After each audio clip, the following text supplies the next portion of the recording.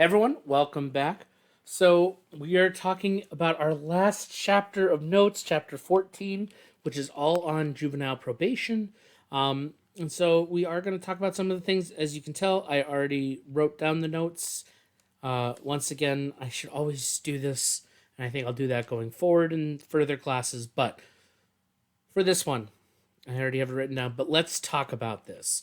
So, we need to talk about community versus institutional as far as probation is concerned. And so, what we're actually talking about here are the treatment designs.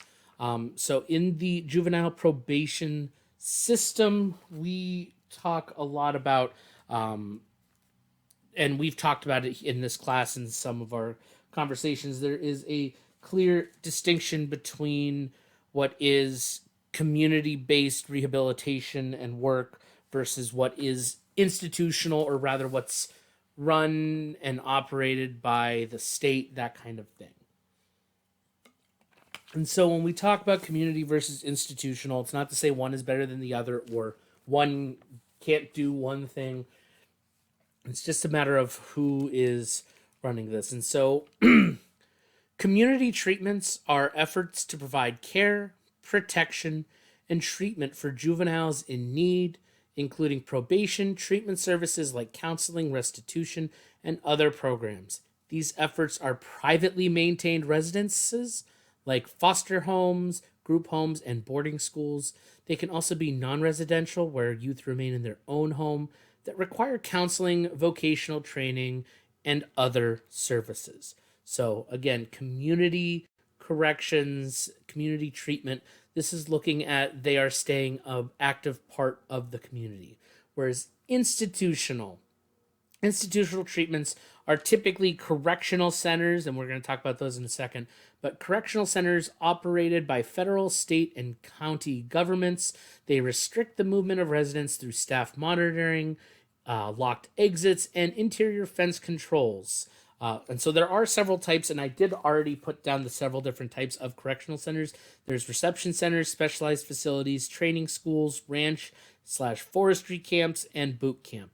And we're going to talk a little bit more about some of those later on. But just to give you a general idea, reception centers are a location where they screen the juvenile and the reasons that they're there, and then assign them to an appropriate facility. So this is kind of it makes sense. It's a reception area. It's like a reception desk. It's a holding spot while they determine where you go.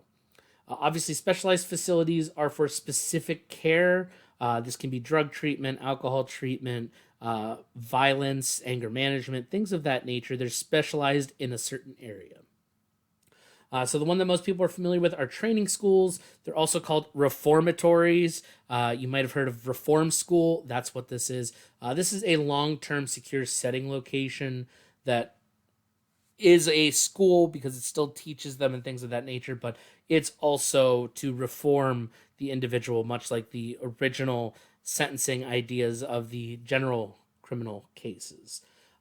Ranch or forestry camps, if you've ever watched Dr. Phil, he has sent people to certain ranches and things of that nature. These are often labor focused, and it's a long term residential care where you are in a community, but it's not your main community usually. Where you do labor, and it's supposed to teach responsibility for your actions and things of that nature. There is some research to show that it's not great, but again, a deeper issue. And then boot camps are taking forestry camps or ranch camp a little bit further. So boot camp has that militaristic, very rigorous design, and it is rehabilitation through rigorous physical training. Most of the data shows that that type of rehabilitation does not work, but that's just a general piece to note.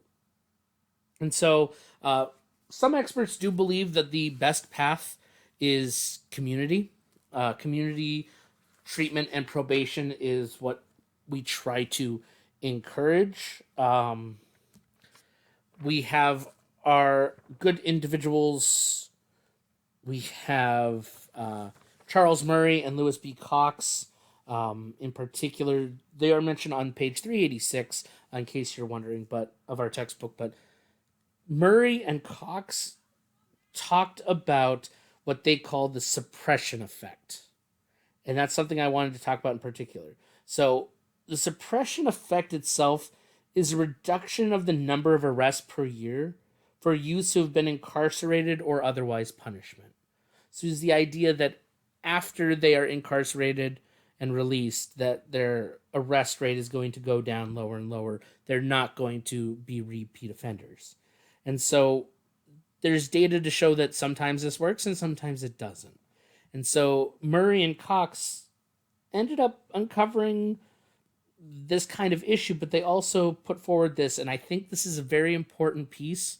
And if we were doing a big discussion for this week, I would definitely throw this in. But food for thought, it might be an essay question on the final. So Murray and Cox concluded that the justice system must choose the outcome it wants to achieve: prevention of delinquency or the care and protection of needy youths. If the former is a proper goal, so the goal is to prevent delinquency, institutionalization or the threat of institutionalization is desirable. But if the goal is to care and protect needy youth, institutionalizing is not the answer. So essentially what they found out in their data, and there is some of that data is referenced on page 385 and 386 of our textbook. The data showed that it does work, but it's not a forever thing. And so the biggest issue is that the criminal justice system tries to do too much, and in doing so doesn't do enough. And so like the big issue here is the juvenile system needs to make a decision. Does it want to prevent delinquency? And if that's the case, then 100% yes, institutionalize, and the threat of institutionalization will decrease crime. But if the goal is to help and to rehabilitate, that's not the answer. And so that's why we have this constant struggle. It's why throughout this entire class we've talked about this. The issue between being too soft on crime and too hard on crime, the data seems to support both sides, and that's the issue. That's where we get into trouble.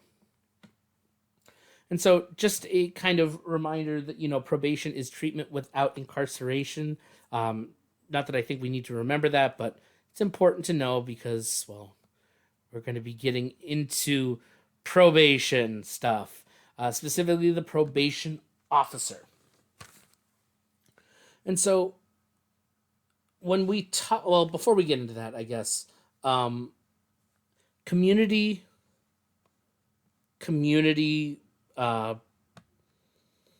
treatment, that's the word I want. Community treatment, community corrections, it's probation. It's the idea that we're skipping the step of incarceration. So that is the goal of community corrections. And so an officer of the court oversees the juvenile, but since they are not a threat to society, they're allowed to live under restrictions in a community. And we're going to talk about those restrictions here in a little bit. If you remember anything about probation from Intro to Criminal Justice, you know that there are sets of rules that an individual has to follow, and we will talk about that. And so just a real quick, according to our text on page 388, we do see some data that probation rates are going down, but it's still an important alternative to juvenile detention. So even though we're seeing the data showing that the offer of probation is reducing, it's also still being used quite frequently. So anyway, so talking about the probation officer, they're involved. I know that seems kind of weird, but I've also already said it a little bit before. The defense, when we talk about the juvenile court system, but the juvenile probation officers, they're involved from intake to post-disposition to after their sentencing is finished. And so post-disposition, they are involved at that point. They are assisting the courts. They are supervising juveniles that are placed in probation. And they're also, acting as almost like a mentor. And we're going to talk about that also. But Exhibit 14.1 on page 390, it's right at the top of the page. It actually does list the duties of the juvenile probation officer. And these are, and I'm quoting directly from from the textbook.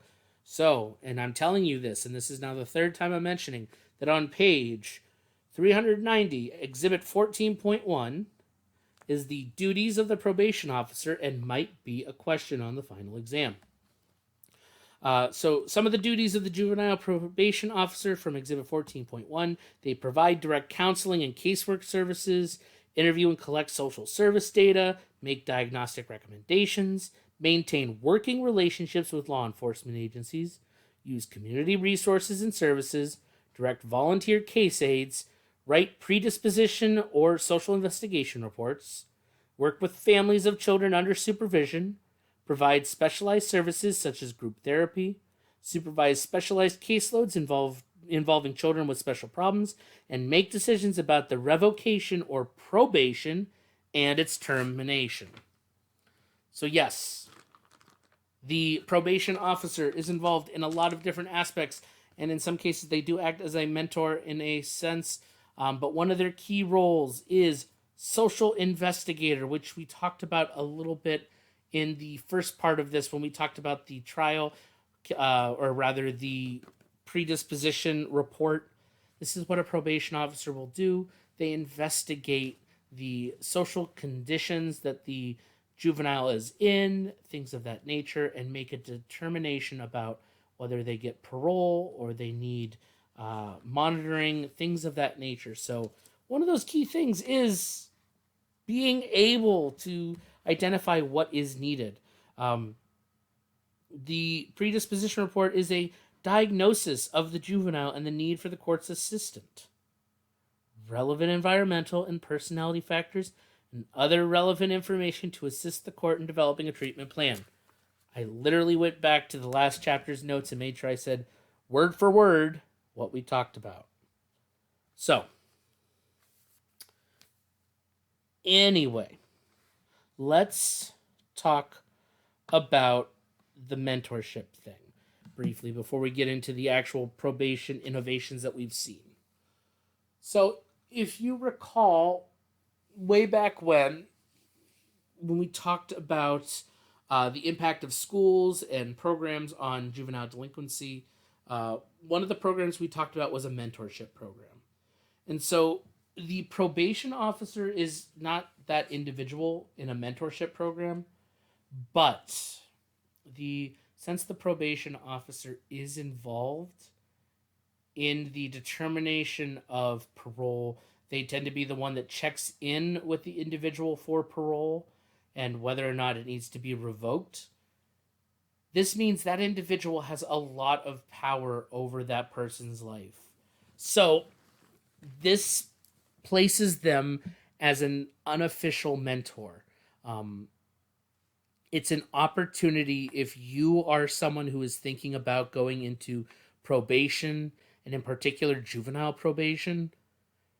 This is an opportunity for you to make a difference in a juvenile's life. This is why it's important to note that it's not your job duty to be a mentor, but it's an opportunity outside of your duties to do this. So that's what I want to say about that. All right. Moving on. Probation innovations. So in general, there have been some improvements historically. We are going to talk about one thing in particular about history, and that's the history of secure correction facilities. It's important to note, but the big takeaway before I dive into this stuff is that there has been several improvements and innovations even in the last couple decades, but more so, the last 100 years, we've seen a lot of improvements in how we treat juveniles in this kind of situation, how we treat anyone in this situation. So as far as intensive supervision, for more serious offenders, but not the high-end offenders, Uh, Intensive supervision offers a potential reduction in incarceration and overpopulation in prisons, and it does save money. Our book gives a couple examples, not necessarily in this one part of the chapter, but we have seen that the data shows it costs less to have an individual in community uh, corrections rather than in state owned corrections. There is a cost. And so we do see that intensive supervision, where we only have a member of the court, in this case, a juvenile probation officer, checking in daily in this intensive supervision, it's going to save money and reduce incarceration. But one of the biggest issues that we've seen with this, and this is semi recent, I say semi recent because, we've talked several times now. The data goes up to like 2014, so it's not the most recent, but um, yeah, the data shows that long term recidivism rates are not affected by intensive supervision. So, uh, getting that intensive supervision and not being incarcerated doesn't have a long term effect on whether or not an individual is going to repeat or recommit a felony. Sorry, I couldn't think of the words for a minute. So I know this doesn't look like it, but the next one is electronic monitoring. So I don't think we've actually discussed electric monitoring in depth. I know not in this class, but I don't think we really did in the intro to criminal justice course. But electronic monitoring, just like the adult offenders, the juvenile, is placed on house arrest, but is monitored remotely in some way, shape, or form. And for juveniles, this particular means, during school hours, they are at school, and after school hours, they return home, that kind of thing. They're not, allowed to wander the streets and things of that nature. So electronic monitoring, a lot of people think of like the traditional ankle bracelet that you see on TV shows all the time, but it's not just that, and or rather, sometimes it's not even that. Um, a lot of times, electronic monitoring is receiving a phone call and having to answer the call within 30 seconds or within a certain number of rings to prove that you're there. And they're random, so you can't, you know, determine, oh, they're going to be calling me at 3 p.m. at this time. So as long as I'm back by, it's supposed to be random. It's meant to be this kind of close supervision without being there. So yes, obviously an ankle monitor and things of that nature do the same job, but um, it's important to know that electronic monitoring is not just the traditional ankle monitor bracelet that you see on TV and in cartoons all the time. It's more than just that. But yes, they are just like adults. They have to follow certain rules. So there is restorative justice, and restorative justice itself is this idea that it's non-punitive or non-punishing, um, and really it's meant to bring some kind of balance between the victim and the offender. So this is like a best case scenario, the world works well and nobody is upset anymore kind of thing. Obviously, it's not like a flat out one and one easy done. So, but when we talk about restorative justice, one thing that I want to draw your attention to is that regardless of the methods for restorative justice, there are 7 core values to this. And those are: crime is an offense against human relationships. Victims and the community are central to justice processes. The first priority of justice processes is to assist the victims. The second priority of justice processes is to restore the community to the degree possible. The offender has a personal responsibility to the victims and to the community for their crimes. The offender will develop improved competency and understanding as a result of the restorative justice experience. And stakeholders share responsibilities for restorative justice through partnerships for action. Those are all big fancy words for saying everyone works together. We understand that the justice system should be supporting and helping victims and the community first, and then addressing the offender and ensuring that they learn from their mistakes and we all become better for it. Restorative justice is all about getting us back to where we should be. And so it's a great goal. As a human person that likes this kind of thing, I love it. But I also know that this is a difficult thing because we do have strong emotions. And sometimes things don't work out that way. All right, our text puts forward this one, and it's kind of important to talk about. Balanced probation. There's not a whole lot on it. By the way, the 7 values, if you're, or 7 core values, if you're interested, is on page 392 for restorative justice. But balanced probation is a combination of community protection, accountability, competency, and individualized attention to the juvenile offender. It's really trying to bring together all these different ideas of like supervision, monitoring, restorative justice, a little bit of restitution. Like it's trying to bring all these pieces together and go, okay, we're going to get the community involved. We're going to make sure that they are safe and they are sound. We're going to develop some kind of accountability process for the offender. We're going to work on competency, and we're going to focus very specifically on this juvenile offender and what they've done and what they need. And we're going to make it so that this probation is the perfect balance between what the community wants, what the juvenile needs, and we're going to get everything working well. That's the goal. Like I said, it's pretty straightforward. Anyway, restitution. If you are not familiar with this term, this is an old school term that's been used for a long, long time, not just in criminal justice, but restitution is essentially paying back the victim. And in particular, a lot of times this is monetary, so you do pay for your crime directly to the victim. Sometimes this is through labor. This could be through just about anything. The key piece is that instead of paying back the state or the local government or whatever it is, you are directly paying back the victim. And so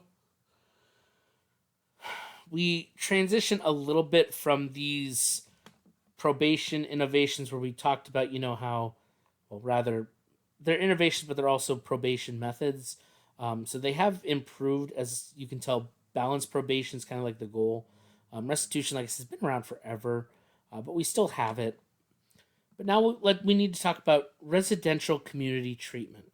So if you remember, way back at the beginning of this lecture, at the beginning of this video, we talked about the difference between community and institutional treatment.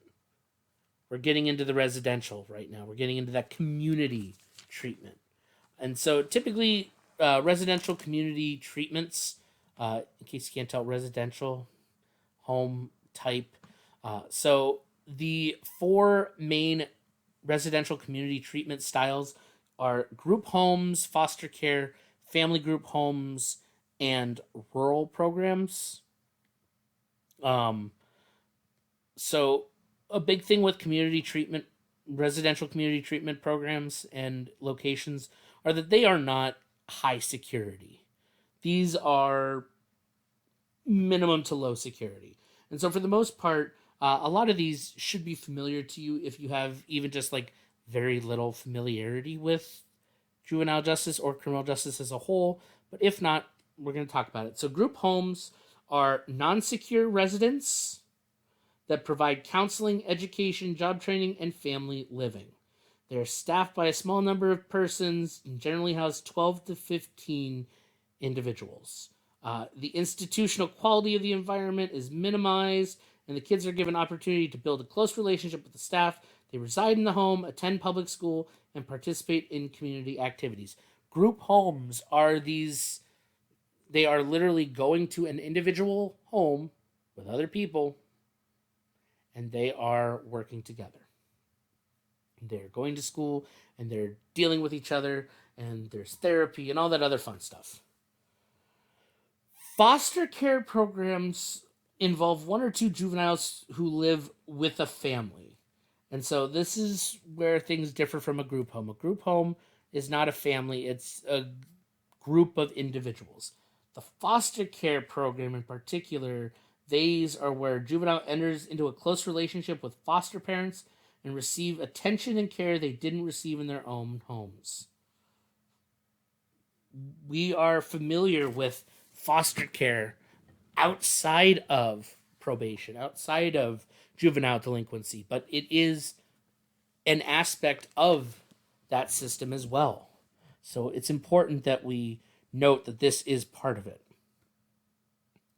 And so there's a hybrid type, and that's the next one. That's family group homes. So family group homes combine the elements of foster care and group home placements, where juveniles are placed in a group home that is run by a family rather than professional staff.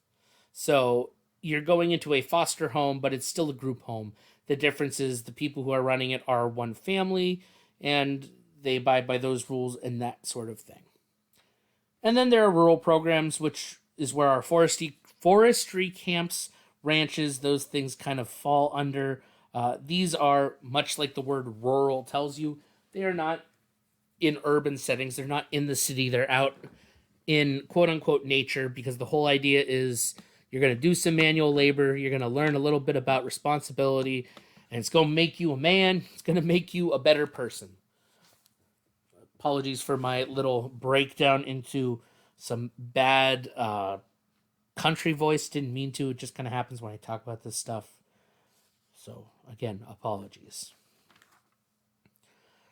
All right. So that's community treatment. They are not non-secure, or at least non-high secure. There are some secure locations, but secure corrections, that's a different thing. So we do have secure facilities. They are still used. It's not that they're not. But we do have to talk a little bit about the history, and I'm sure this is the one that you probably know of, and this is Reform School. And reform schools they're residential treatments, but they're institutional. They're secure corrections. They are these locations that they limit the offender's movement and freedom, and they are placed in these our textbook uses the term compounds of cottages when we talk about the cottage system, but in general, we're talking, multiple children. This isn't foster care. This isn't a family group home. It's like a group home, but it's secure, locks on the doors, secure monitoring, things of that nature. And so our history of this, until the early 1800s, juvenile offenders were in adult prisons. We talked about this a little bit in Intro to Criminal Justice. Remember, children were treated as little adults, so they were put in prison. That's a problem. So once we get into the second half of the 19th century, we were like, all right, we need to put individuals, specifically young boys, in reform school. We're going to teach them to be better. But as we kind of got better and more understanding with this, pretty much since the 1970s, there's been a big change on institutionalization.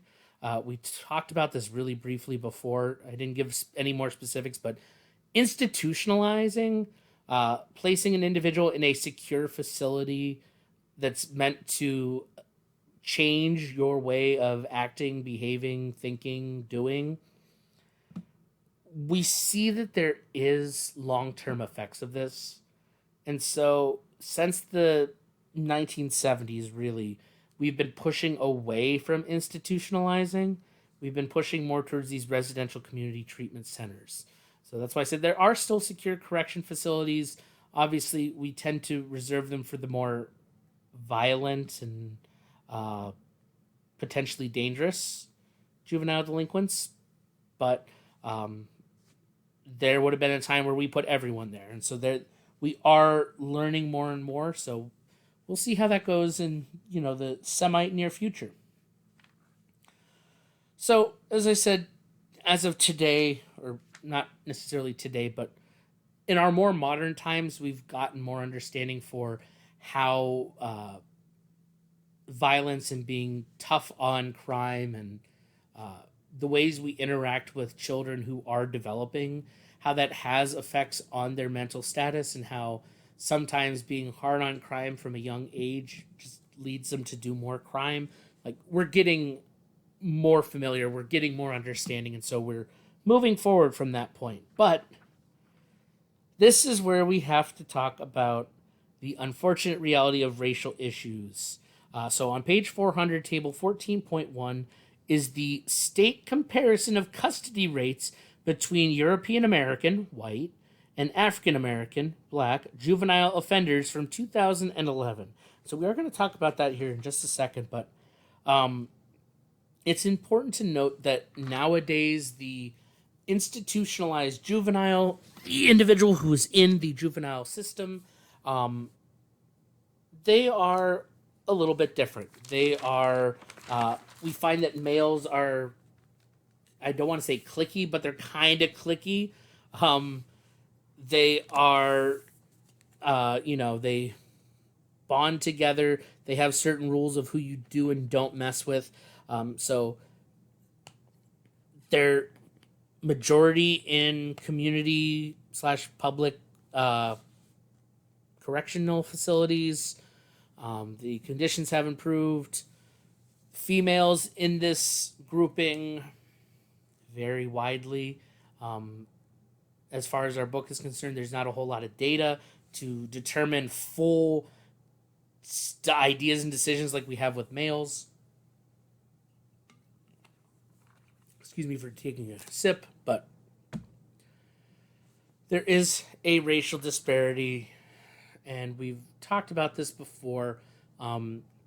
There is the unfortunate reality that there is disproportionately more individuals of color that are institutionalized or arrested or incarcerated than white individuals are. And so table 14.1 points out this, and this is just a reminder, juvenile offenders, not adults.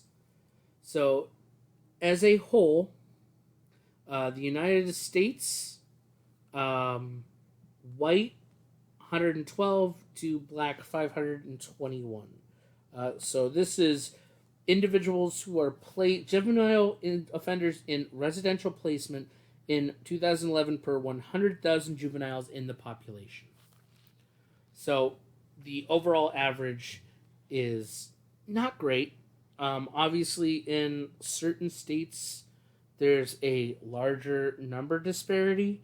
I'll tell you right now, there's, looking at the data, and I encourage you to look at it as well, there's only one state. Yeah, there's only one state where the number of white juveniles is higher than black juveniles that are incarcerated.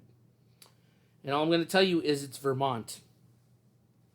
But I'd urge you to look at this data. Pennsylvania is on there, 99 white to 904 black. Again, this is per 100,000, so the average is a lot higher for African American. So, I think we can identify that the issue is that we do treat people differently. And speaking of treating people, let's talk about treatment. I was trying to find a terrible way to transition. All right. So when we talk about probation, if you remember, the big thing, what sets the juvenile justice system separate from the adult system, is that juvenile is really focused on rehabilitation. So the idea is treatment, not punishment. And so when we talk about treatment, there are several different types of treatment. So juvenile boot camp, wilderness programs, educational programs, and then there's individualized or group treatments. And we're going to talk about those in particular, but we're going to quickly talk about juvenile boot camp, we talked about this before. The general amount of data on boot camps are that they don't actually work, and it's because they take this very regiment, very strict, all labor intensive, tough on crime outlook, and the long term data does not support it working. Wilderness programs are exactly what they sound like. They're programs like ranch and camp where you are involved in nature in some way aspect and you are developing those skills. Obviously, educational programs are, you know, meant to be supplemental to school. And so this is something that is important to say. There is an issue in the educational programs aspect of treatment, and that is that most juveniles that are in these educational programs, they have some kind of learning disability or are severely stunted in the educational field that they're trying to catch up in, or they've simply grown frustrated with school, and so they really struggle in this aspect, and that leads to kind of a big problem. These individuals are not getting the support that they need, or these educational programs aren't necessarily working because they're people that have given up. So there's a lot to unpack with this, with the educational programs, but anyway. Talking about individual versus group treatment. So obviously both individual and group treatments both have therapy. Obviously the difference between individualized therapy and group therapy is that individualized therapy is one-on-one between the individual and the counselor where they talk, or a therapist where they talk back and forth, whereas in group therapy it is several individuals with one therapist, and they have a community-like building with their therapy. They learn to rely on one another. As far as individuals concerned as well, we also have counseling. Counseling is very similar to therapy, where you talk through issues, you talk through what's going on, and there is this sort of not leadership, but like guidance into how to understand, control, and move forward with these types of things. And then we also have behavior modification. And behavior modification is a technique for shaping desired behaviors through a system of rewards or punishments. This is very much something that, if you remember taking any kind of like psychology classes ever, you probably learned about behavior modification. Teachers learn this when we, get education classes. We learn about behavior modification. How do you make a kid who can't pay attention in class pay attention? You change the behavior. But behavior modification, super simple.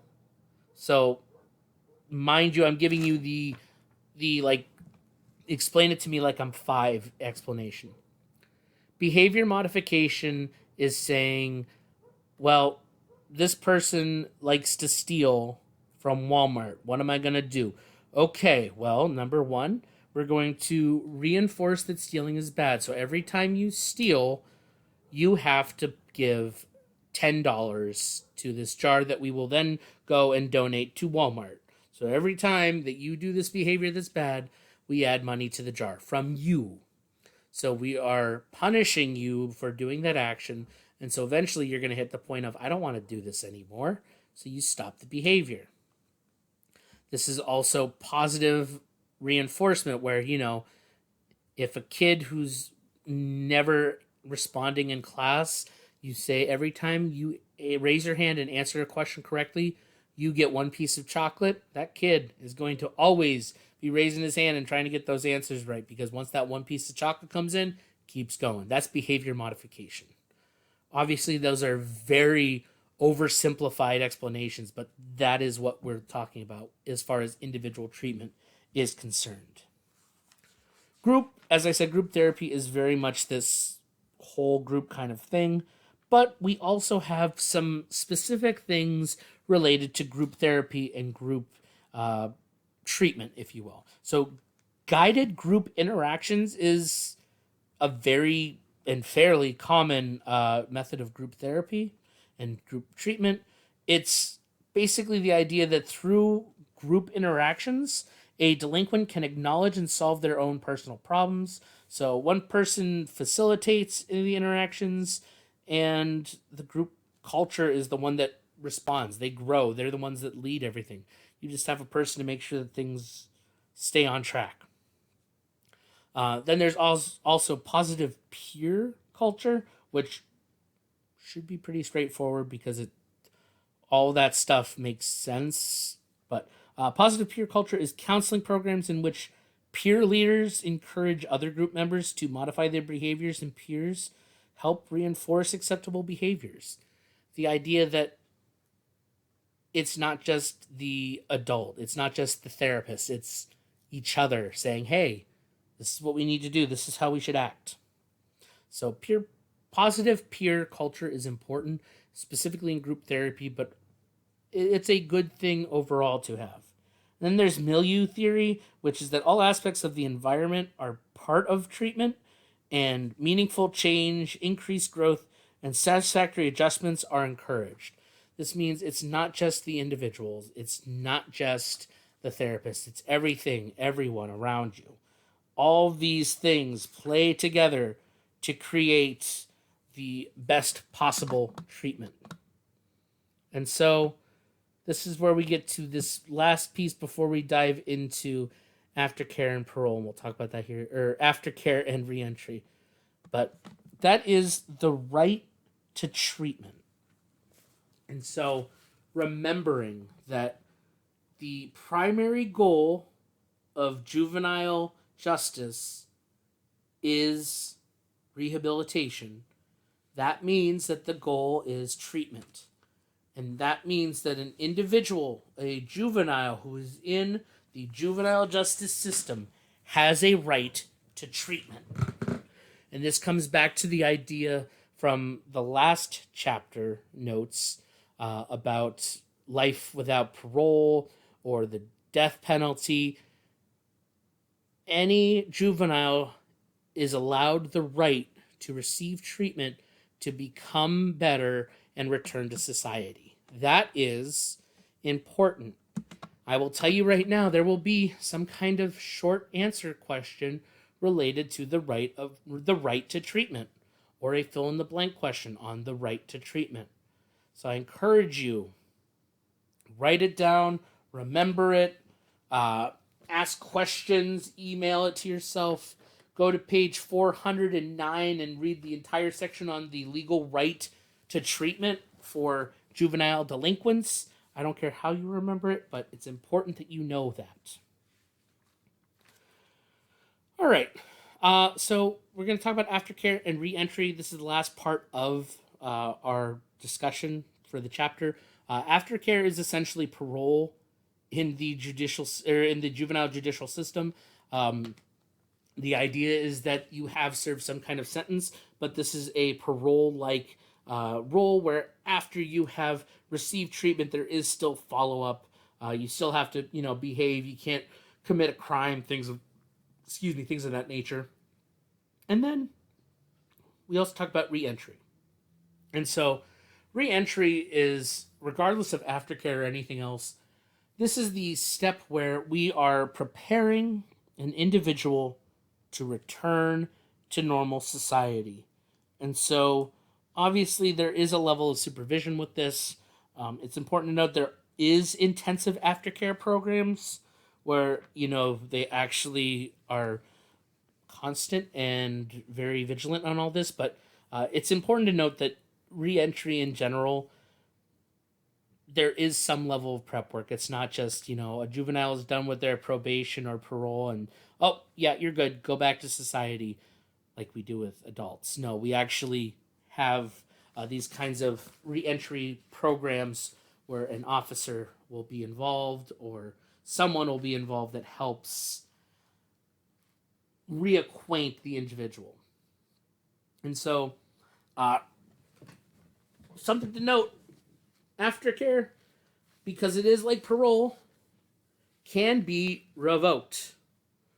And so we did talk about this before, but juvenile parolees have to meet set standards of behaviors just like adult parolees have to follow. So the common rules, air quotes, for juvenile parolees follow.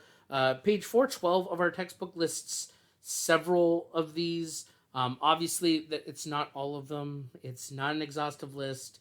They don't have to hit all of them. They don't have to. This is just a generalized list, and I just want to go over it briefly. Again, page 412. Potential violations or rules that, if violated, can cause aftercare to be revoked. Reasonable curfew set by youth worker or parent. Refrain from associating with persons whose influence would be detrimental. Attend school in accordance with the law, aka don't skip school, don't miss school. Abstain from drugs and alcohol. Report to the youth worker when required. Refrain from acts that would be crimes if committed by an adult. Refrain from operating an automobile without permission of the youth worker or parent. Refrain from being habitually disobedient and beyond the lawful control of parent or other legal authority, and refrain from running away from the lawful custody of parent or other lawful authority. So the obvious thing here is if you break one of those are the general guidelines, general rules of aftercare, aka juvenile probation or juvenile parole. Those who Most states have extended same legal rights enjoyed by adults at parole revocation hearings. So juveniles must be informed of the conditions of parole and receive notice of any obligations. They have the right to legal counsel at state expense if necessary. They maintain the right to confront and cross-examine witnesses against them. They have the right to introduce documentary evidence and witnesses, and they have the right to a hearing before an officer who shall be an attorney, but not an employee of the revoking agency. So even if they break that, they do still have the same rights generally that adults have in the system, where they can make a case about this. All right. That's it. That's the notes. So obviously you will know by this point that these notes videos are going up before the last week. This is because I want you to be able to hear the notes, see the notes before the actual final week, because during final week you will have the entire week to turn in your paper and do the final exam. There's no quiz during the last week. It's just the final exam. So that in mind, thank you very much. If you have questions, let me know. If not, thank you very much. There will be an intro video that hasn't been recorded yet that talks about some of this stuff and tells you where we're going from here. So thank you very much and have a great day.